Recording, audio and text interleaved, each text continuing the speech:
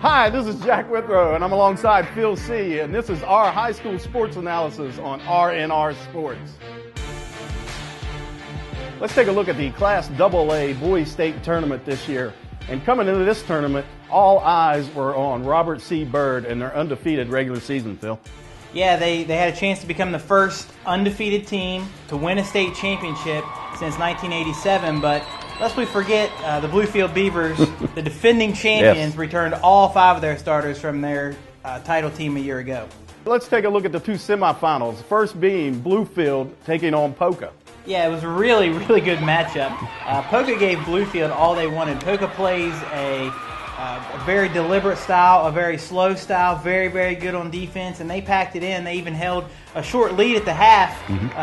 Midway through the third quarter, though, Bluefield just started to take over, and in the end, it was just too much Collier and Eads, which really is the story of their team. A lot of good players, but certainly led by those two. They took over. They ended up distancing it out a little bit, winning by 16. Yeah, and I know Polka had a lot of foul trouble in that game, especially one of their top scorers in Noah Frampton. Yeah, they did. The Frampton brothers were in foul trouble. They had lots of foul trouble that they really just never could quite overcome, and that's part of what ended up letting Bluefield push away a little bit at the end. The second semifinal is Robert C. Byrd against West Side. Yeah, and West Side really got off to a fast start, just as they did in their quarterfinal win over Bridgeport.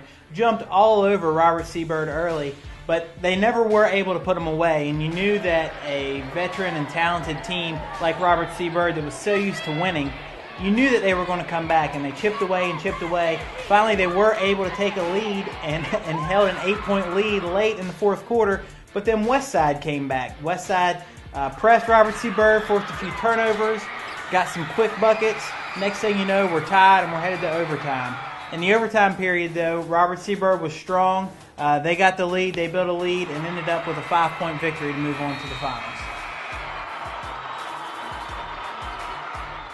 So that takes us to the championship game of the Class AA Boys State Tournament with undefeated Robert C. Byrd as the top seed against defending champion Bluefield Beavers.